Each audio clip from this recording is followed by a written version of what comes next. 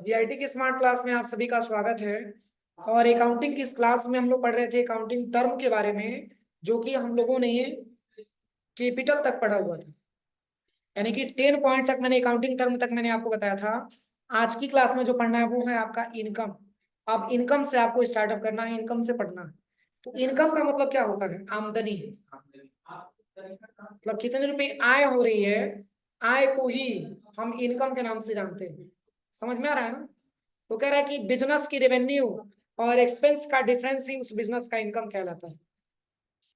यहाँ पे बताया जा रहा है कि बिजनेस की रेवेन्यू और एक्सपेंस का डिफरेंस ही उस बिजनेस का क्या कहलाता है? इनकम कहलाता है। अब क्वेश्चन ये बनती है कि सर रेवेन्यू का मतलब क्या होता है? रेवेन्यू का मतलब होता है आमदनी। क्या होता है? आमदनी होता है। कह रहे कि बिजनेस की रेवेन्यू और एक्सपेंस का डिफरेंस की उस बिजनेस का इनकम कहलाता है। मतलब आपने कितना रुपया कमाया और एक्सपेंस का मतलब कितना रुपया आपने खर्चा कर दिया, जो बीच का डिफरेंस निकल करके आता है उसी को हम इनकम बोलते हैं। क्लियर हुआ? आपने कितना रुपया कमाया और कितना रुपया आपने खर्च कर दिया और बीच का कितना पैसा आपके पास बचा हुआ है, वही आपका क्या कहलाता है? इनकम कहलाता है। क्लियर हुआ? अब चलिए, अब इसके बाद से आता है एक्सपेंडिचर। एक्सपेंडिचर का हिंदी होता है व्यय। क्या होता है? व्यय। अब एक्सपेंडिचर क्या होता है? तो कह रहा है कि गुड्स को प्रोड्यूस उत्पादन करने तथा गुड्स की सेल और सर्विस करने में होने वाला खर्च हमारा एक्सपेंडिचर कहलाता है। जैसे रॉ मटेरियल को खरीदने में लगने वाला खर्च, सैलरी का पेमेंट, ऑफिस एक्सपेंस आदि। कह रहा है कि गुड्स को प्रोड्यूस का मतलब होता है उत्पादन करना, तथा गुड्स की सेल सर्विस में होने वाला जो हमारा खर्च होता है उसी को मतलब हमारे अकाउंटिंग के लैंग्वेज में एक्सपेंडिचर के नाम से जानते हैं। जैसे कोई ऐसा आप बिजनेस कर रहे हैं जिस बिजनेस में आप सारे गुड्स को क्या कर रहे हैं? तैयार कर रहे हैं, उसका उत्पादन कर रहे हैं। उत्पादन करने के बाद तब उस आप गुड्स को क्या कर रहे हैं? बेच रहे हैं। तो उसमें खर्चा लग रहा है ना। मान के चलिए कि आपने तैयार किया, तो उसको आपने रॉ मटेरियल को खरीद के लेके आया, फिर आप उसको बेचेंगे। तो बेचने के लिए मान के चलिए कि आप उसका गाड़ी का हेल्प लेंगे, ट्रांसपोर्टर का हेल्प लेंगे। तो वो सारा का सारा आपका क्या होता है? एक प्रकार का एक्सपेंस होता है। उसी को अकाउंटिंग के लैंग्वेज में एक्सपेंडिचर के नाम से जाना जाता है। जैसे कोई प्रोडक्ट आप तैयार कर रहे हैं, उस प्रोडक्ट में जैसे कि एक छोटा सा एग्जांपल मैं आपको बताऊं, तो जैसे कि मान के चलिए कि आपको एक बिजनेस आपने किया कि हमको अपने बिजनेस में बैग तैयार करके और बैग का ही बिजनेस करना है। समझ में आ रहा है ना? तो बैग का बिजनेस आपको करना है, तो सबसे पहले तो बैग की कपड़ा आप खरीदेंगे, बैग में चैन आप लगवाएंगे और बैग का धागा खरीदेंगे। जब पूरा मटेरियल इकट्ठा करेंगे तभी तो लेबर से लगवा के बनवाएंगे। और जब बनवाएंगे तो क्या करेंगे? उसको किसी और को सेल करेंगे कि नहीं करेंगे? तो इसमें खर्चा लगेगा कि नहीं लगेगा? उसी को बोला जाता है एक्सपेंडिचर। हमारे बिजनेस का एक्सपेंस होता है। क्लियर हुआ? तो यहाँ पे बताया जा रहा है कि एक्सपेंडिचर होता है। और कह रहा है कि रॉ मटेरियल को खरीदने में लगने वाला खर्च। जैसे रॉ मटेरियल मतलब क्या?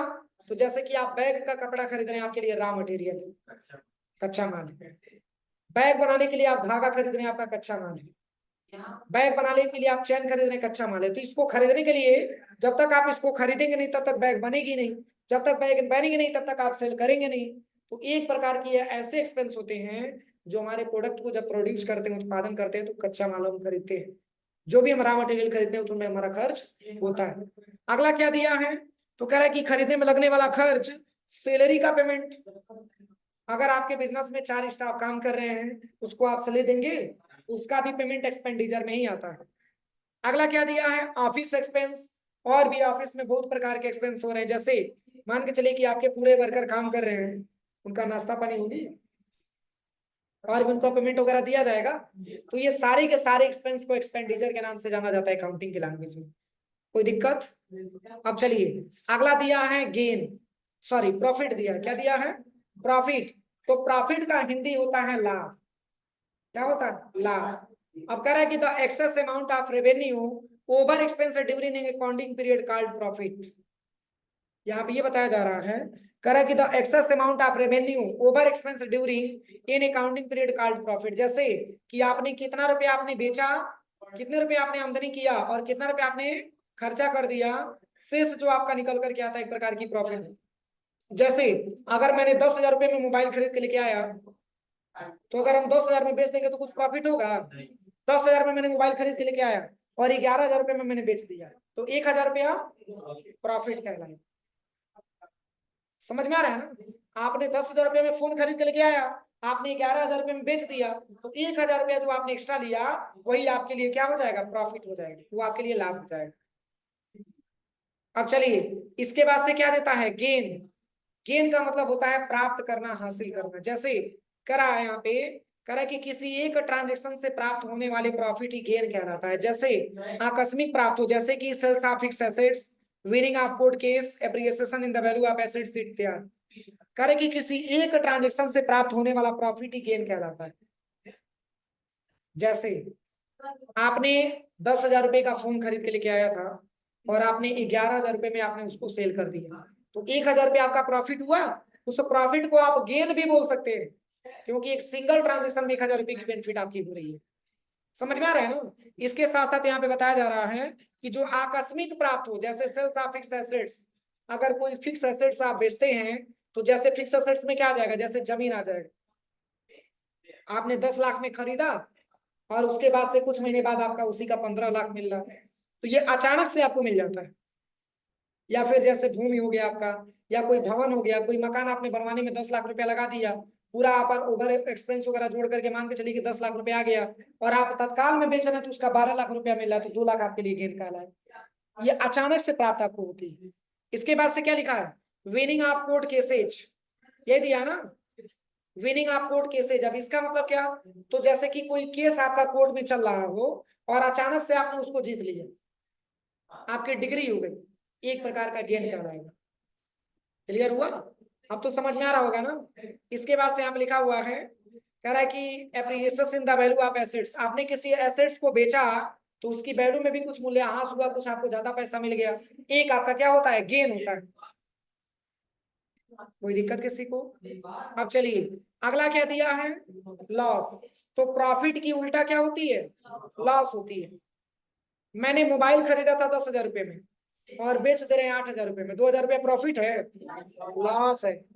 2,000 रुपया क्या है, लॉस है। तो जब जैसे कि मान के चलिए कि आपने कितने रुपए में खरीदा और उसको कितने रुपए में आप बेच रहे हैं, जब आप ज्यादा पैसे में बेचेंगे तो अगर वो पैसा आपको मिलता है तो आपके खरीदने की अपेक्षा जितना पैसा आपका मतलब बच रहा है वही आपके लिए प्रॉफिट हो जाएगा, और जितना पैसा अगर खरीदने के बाद जितना पैसा आप बेच रहे हैं अगर कुछ पैसा डूब रहा है वही पैसा आपके लिए लॉस हो जाएगा। आपने 10,000 में खरीदा और 2,000 रुपया एक्स्ट्रा लगा करके आप उसको बेच रहे हैं, तो 12,000 में बेच रहे हैं ना, तो 12,000 में बेच रहे हैं तो 10,000 रुपया तो आपको मतलब मूल्य था, लेकिन 2,000 एक्स्ट्रा ले रहे हैं तो वो 10,000 रुपया 2,000 रुपया आपके लिए प्रॉफिट कहलाएगा। लेकिन 10,000 रुपये का सामान था और आपने 8,000 रुपये में बेच दिया, किसी कारणवश कोई खराबी आ गई तो 2,000 आपको क्या होता है, लॉस होता है।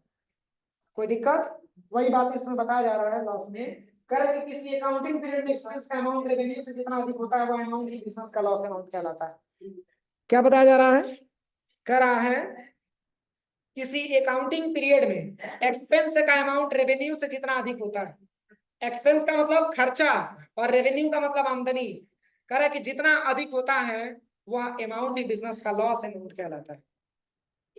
जैसे रेवेन्यू मतलब एक्सपेंस का मतलब होता है खर्चा, जैसे कि मान के चलिए आपने खर्चा कर दिया 10 रुपया, क्या रुपया, 10 रुपया, अब कमाया था आपने मात्र 5 रुपया।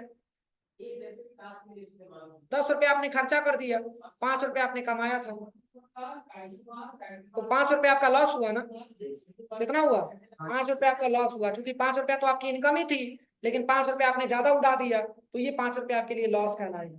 तो यही बातें कह रहा है कि किसी अकाउंटिंग पीरियड में एक्सपेंस का अमाउंट रेवेन्यू से जितना अधिक हो, रेवेन्यू इसी को बोलेंगे ना और एक्सपेंस इसको बोलेंगे, तो रेवेन्यू से कितना अधिक हो रहा है, 5 अधिक हो रहा है, तो वही 5 रुपया हमारा क्या कहलाएगा, लॉस कहलाएगा। अगर ये अमाउंट आपका, अब जैसे कि मान के चलिए अगर हम इस तरीके से बोल दें कि आपने खरीदा था 5 रुपया में और बेच दिया आपने 10 रुपया में, तो इसमें किसको रेवेन्यू और किनको एक्सपेंस बोला जाएगा, तो ये आपका रेवेन्यू हो जाएगा। इतने में आपने खरीदा था और इतने में आप क्या कर रहे हैं, बेच रहे हैं, तो रेवेन्यू से एक्सपेंस आपका ज्यादा है कि कम है, ज्यादा है।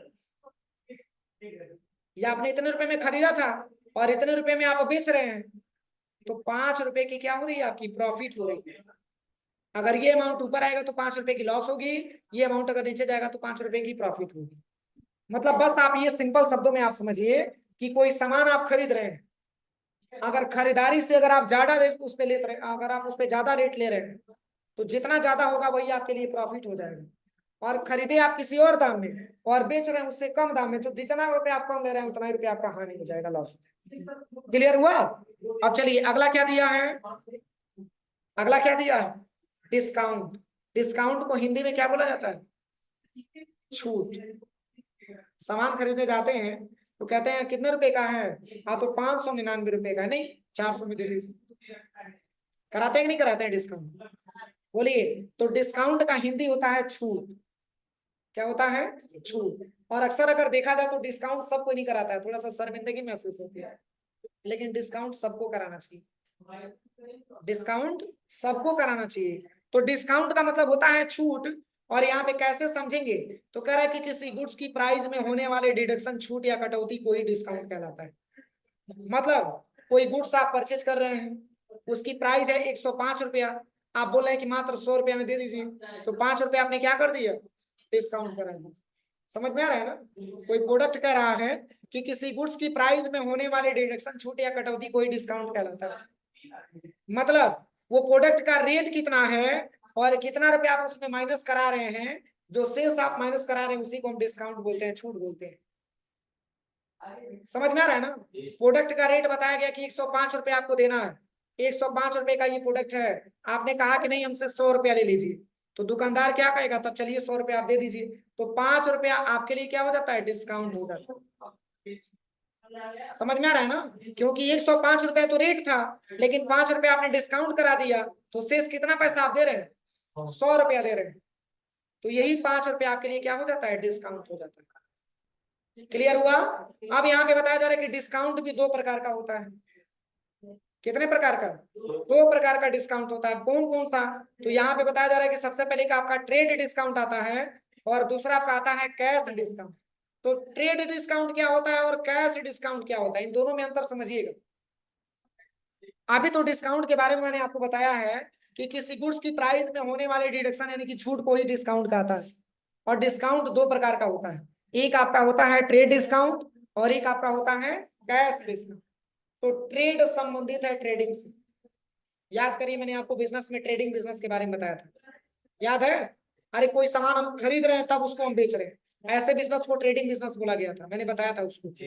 तो ट्रेड बिजनेस प्राय कह रहा है कि ट्रेड डिस्काउंट प्राय manufacturing to wholesaler to retailer को दिया जाता है। यहाँ पे ये बताया जा रहा है कि जो आपका ट्रेड डिस्काउंट होता है, ये कह रहा है कि प्राय manufacturer to wholesaler to retailer को दिया जाता है। मतलब ये जो डिस्काउंट होता है, ये डिस्काउंट आपका मैन्युफैक्चरर देगा किसको, होलसेलर को, और होलसेलर देगा किसको, रिटेलर को। जैसे स्टेप आप समझिए, जैसे डिस्काउंट के बारे में हम बात करें तो बिजनेस में क्या होता है, एक हमारा होता है मैन्युफैक्चरर, जो गुड्स को क्या करता है, बनाता है, जो गुड्स को क्या करता है, बनाता है, और ये बेचता है किसको, होलसेलर। और होलसेलर क्या करेगा, कस्टमर को बेचेगा। होलसेलर बेचा किसको, रिटेलर को, पहले रिटेलर आप लीजिए, तब रिटेलर से कस्टमर आता है। अब देखिए 3 प्रकार से समझिएगा। यहाँ पे ये बताया जा रहा है, ये जो ट्रेड डिस्काउंट होता है ये प्रायः बिजनेस में होता है, और ये मैन्युफैक्चरर देता है किसको, होलसेलर को, होलसेलर देता है रिटेलर को, अब रिटेलर देता है कस्टमर। रिटेलर जो सामान को बेचते हैं उसको रिटेलर बोला जाता है, जो खुदरा बेचते हैं। होलसेलर का मतलब वो एक बार ज्यादा मात्रा में वो सामान बेचता है। मैन्युफैक्चरर का मतलब जो उत्पादन करता है, उस चीज को बनाता है वो। जैसे क्या होता है, जैसे कि मान के चलिए कि हम एक दुकान दुकान करते हैं, एक दुकान होता है जो फुटकर आप बेचते हैं, और एक ऐसी दुकान होती है जहां पे आप होलसेल सामान लेके आते हैं, प्रोडक्ट की क्वांटिटी ज्यादा मात्रा में होती है। समझ में आ रहा है ना? तो प्रोडक्ट की क्वालिटी मतलब प्रोडक्ट की जो क्वांटिटी होती है वो ज्यादा मात्रा में होती है, तो ये रिटेलर खरीदता है किससे, होलसेलर से, और होलसेलर खरीदता है वहां से जहां से मतलब वो तैयार किया जा रहा है, उसको बनाया जा रहा है, उसी को मैन्युफैक्चरिंग किया जाता है, मतलब जहां से उसकी उत्पादन हो रही है वहां से इसे डायरेक्टली उठाता है। तो ये डिस्काउंट दिया होलसेलर को, होलसेलर डिस्काउंट दिया रिटेलर को, तो ऐसे डिस्काउंट को हम ट्रेड डिस्काउंट बोले जाते हैं। किस नाम से, ट्रेड के नाम से बोले जाते हैं। और कह रहा है कि ट्रेड डिस्काउंट होता है जिसका मुख्य उद्देश्य सेल्स को प्रमोट करना होता है। अब देखिए, अगर ये मैन्युफैक्चरर है, मैन्युफैक्चरर अगर होलसेलर को डिस्काउंट नहीं देगा तो क्या होलसेलर इससे माल खरीदना स्टार्ट करेगा? और मैन्युफैक्चरर अगर माल तैयार करेगा तो क्या वो माल को रख करके करेगा क्या? किसी को बेचना पड़ेगा कि नहीं बेचना पड़ेगा? तो जब तक ये डिस्काउंट नहीं देगा तब तक होलसेलर इससे खरीदेगा नहीं। और होलसेलर से कौन जुड़ा हुआ है? रिटेलर जुड़ा हुआ है। तो रिटेलर भी तभी खरीदेगा जब इसको क्या मिलेगा? डिस्काउंट। तो एक फिक्स परसेंटेज के आधार पे डिस्काउंट मिलता है। अब ये नहीं कि मैन्युफैक्चरर जो है होलसेलर को दे दिया 10%, तो होलसेलर जब रिटेलर से बेचेगा तो 25% दे देगा, नहीं, ये भी 10% देगा। समझ में आ रहा है ना? जैसे एक छोटा सा एग्जांपल मैं आपको बताऊं, जैसे लाइफबॉय साबुन, लाइफबॉय साबुन आपने देखा है ना?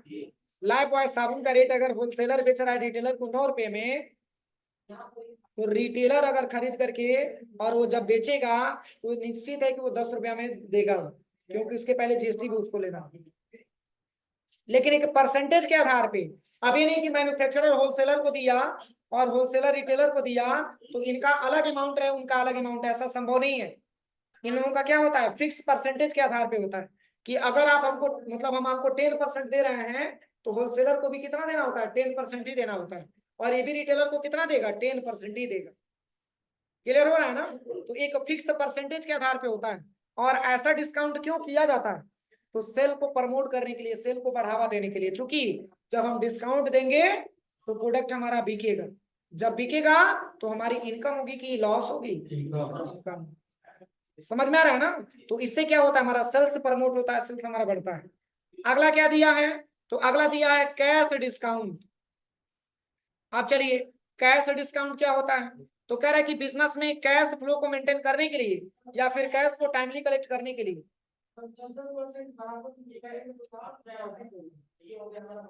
ये डिस्काउंट मैन्युफैक्चरर होलसेलर को दिया, अब ये होलसेलर उसको 10% देगा। ये फिक्स परसेंटेज के आधार पे होता है। जैसे कि जब तक डिस्काउंट नहीं देगा तब तक होलसेलर तो किसी और से भी सामान खरीद सकता है। तो मैन्युफैक्चरर अपनी बिजनेस को आगे बढ़ाने के लिए कुछ डिस्काउंट होलसेलर को देता है, और होलसेलर अपनी मतलब अपने बिजनेस को बढ़ाने के लिए कुछ डिस्काउंट रिटेलर को देता है, ताकि इसका बिजनेस आसानी तरीके से ग्रो कर सके, इसकी सेल्स मतलब और भी बढ़ सके।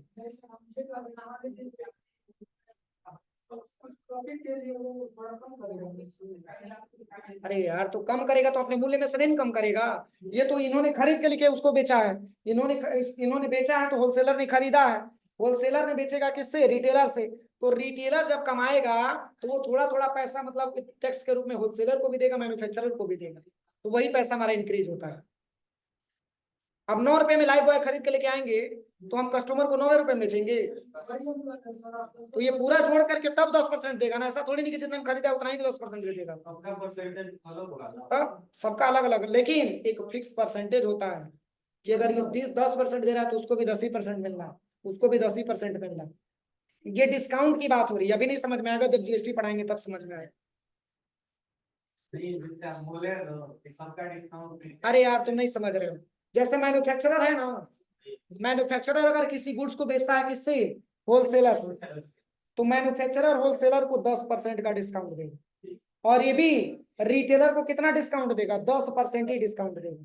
अगर वो डिस्काउंट नहीं देगा तो उसकी प्रोडक्ट बिकेगी नहीं, और जब प्रोडक्ट बिकेगी नहीं तो डिस्काउंट का मतलब ही क्या हुआ? जब वो डिस्काउंट पाएगा तो आसानी तरीके से वही होलसेलर से खरीदने आएगा, वही मैन्युफैक्चरर से खरीदने आएगा।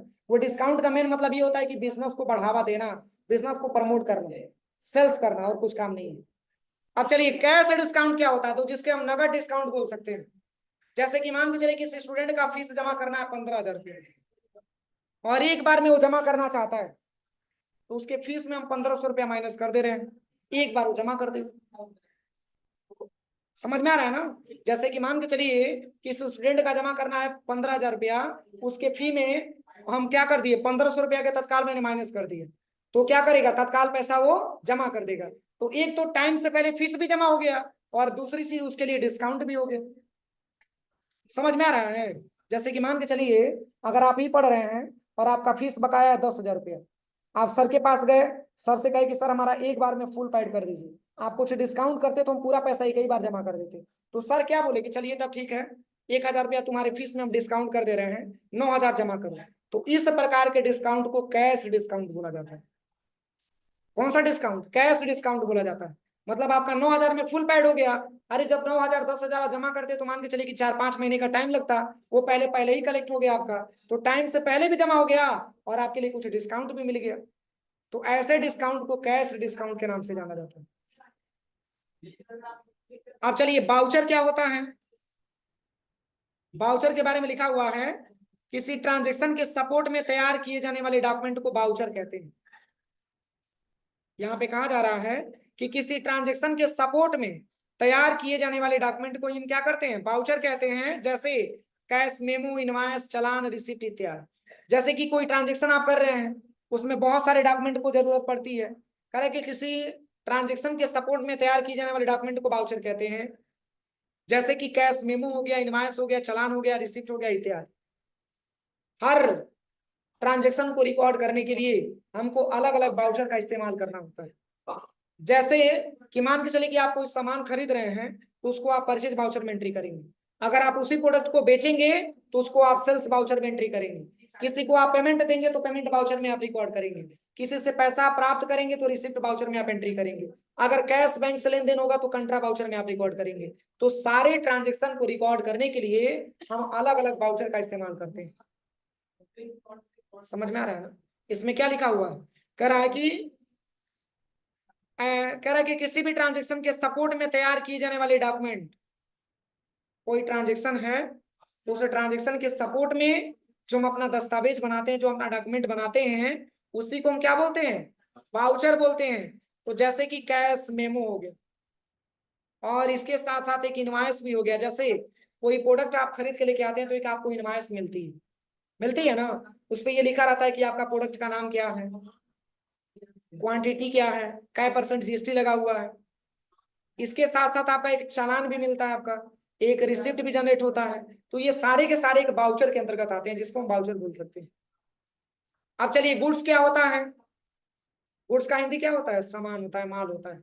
तो कह रहा है कि व्यापारी जिस वस्तु का व्यापार करता है, सामान, जैसे होता है ना goods and service tax, GST, वस्तु एवं सेवा कर, इसको वस्तु भी बोल सकते हैं, गुड्स। अरे जैसे मान के चले कि हम कंप्यूटर का दुकान किए, बाउचर का प्रमाणक होता है, प्रमाणक, प्रमाणक। हिंदी समझोगे तो नहीं समझ पाओगे। देखिए जैसे गुड्स होता है ना, गुड्स मतलब जैसे कि मान के चले कि हम अपने बिजनेस में 10 कंप्यूटर मैंने ला दिए, अब इसी कंप्यूटर से हमको अपना बिजनेस करना है, तो हमारे लिए गुड्स क्या कहलाएगा, कंप्यूटर कहलाएगा। समझ में आ रहा है ना। एक प्रकार की वस्तु, एक प्रकार की सामान, एक प्रकार का माल, जिससे कि हम अपना प्रोडक्ट मतलब अपना मतलब जो बिजनेस स्टार्ट कर रहे हैं, वही हमारे लिए गुड्स कहलाता है।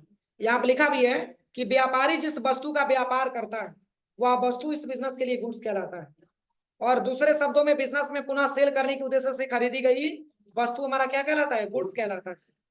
जैसे कि अगर हम क्वांटिटी में, अगर हम 50 पीस की क्वांटिटी में अगर हम दुकान में ला करके लैपटॉप रखे हैं, तो उसका मेन उद्देश्य क्या है, बेचना। तो बेच करके पैसा अर्निंग करना, तो प्रोडक्ट ही हमारे लिए क्या कहलाता है, गुड्स कहलाता है। क्योंकि उसका मेन उद्देश्य है कि आप उसको बेचने की वजह से लेके आए, वही वस्तु आपके लिए क्या कहलाता है, गुड्स कहलाता है। कोई दिक्कत किसी को। अब चलिए अगला जो दिया है पॉइंट,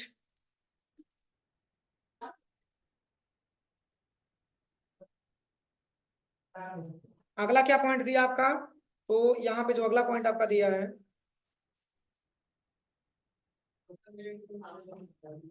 कितने नंबर का था। अब देखिए, अब अगला ऑप्शन आता है 19 नंबर पे, ड्राइंग। और ड्राइंग का हिंदी होता है आहरण। क्या होता है, आहरण। मैंने बोला है ना कि हिंदी समझेंगे तो नहीं समझ पाएंगे। और ड्राइंग का एक और हिंदी होता है चित्रकला, लेकिन यहाँ पे चित्रकला मत समझिएगा, यहाँ पे ड्राइंग का मतलब होता है आहरण। इसको कैसे डिफाइन करेंगे, तो देखिए इसके बारे में बताया गया है कि बिजनेस के मालिक के द्वारा, यहाँ पे बताया जा रहा है कि बिजनेस के मालिक के द्वारा, बिजनेस के मालिक के द्वारा किया जाने वाला निजी खर्च हमारा क्या कहलाता है, ड्राइंग कहलाता है। अगर बिजनेस का मालिक है और बिजनेस का मालिक अपने लिए कोई निजी खर्चा करता है, तो ऐसे खर्चे को अकाउंटिंग की लैंग्वेज में ड्राइंग के नाम से जाना जाता है। समझ में आ रहा है ना। जैसे कि मान के चलिए कि हमने कोई बिजनेस स्टार्ट किया, उस बिजनेस में से कुछ पैसे मैंने इनकम किया, उस बिजनेस में से कुछ पैसे मैंने ले लिया और अपने लिए हम अच्छे अच्छे कपड़े बनवा रहे हैं, तो ये हमारे ड्राइंग में आ जाएगा। अपनी पर्सनल के लिए मैंने बहुत ज्यादा यूज कर रहे हैं, वो सारा का सारा मैंने पैसा निकाला और अपनी पर्सनल यूज के लिए मैंने मोबाइल खरीद लिया, मैंने टेलीविजन वगैरह खरीद लिया, तो अपने व्यापार में से तो पैसे निकाल रहे हैं। तो ऐसे खर्च को हम क्या बोलते हैं? ड्राइंग बोलते हैं। लेकिन करता कौन है ये खर्च? बिजनेस का मालिक, बिजनेस का प्रोपराइटर। समझ में आ रहा है ना? तो यहाँ पे बताया जा रहा है कि ड्राइंग मालिक की पूंजी को क्या करता है? घटाता है। अगर उसमें से पैसा निकाल के खर्चा करेगा तो उससे हमारा कैपिटल बढ़ेगा, घटेगा। तो जब भी ड्राइंग के बारे में बात किया जाए तो यहाँ पे कह रहा है कि ड्राइंग मालिक की पूंजी को क्या करता है? घटाता है। और यदि बिजनेस के मालिक के द्वारा अपने व्यापार से कोई गुड्स या मनी अपने पर्सनल यूज के लिए निकाल लिया जाता है तो वह मालिक का ड्राइंग कहलाता है। जैसे कि हमको कपड़ा बनवाना है, तो अगर हमारे बिजनेस हमने कपड़े का ही किया हुआ है तो कपड़ा कहीं और से खरीदने की जरूरत है? उसी में से कपड़ा निकाल के अपना नहीं बनवा लेंगे? बोलिए। तो भी तो अगर उसमें से कपड़ा निकालेंगे तो क्वांटिटी कम हुआ, तो उस केस में हमारा कैपिटल डिक्रीज होता है, घटता है, एक्सपेंस होता है। और कैश निकाल लिया तो भी घटेगा ही घटेगा। समझ में आ रहा है ना? तो किसी भी कंडीशन में या तो आप किसी आइटम को निकालिए, किसी गुड्स को निकालिए, या अपने बिजनेस में से मनी को निकालिए, दोनों ही मामले में हमारा बिजनेस का जो कैपिटल होता है वो क्या होता है? डिक्रीज होता है, घटता है। क्लियर हुआ? तो यहां तक पढ़ के आइएगा, ठीक है। शेष हम लोग पढ़ा जाएगा परचेज से कल की क्लास में।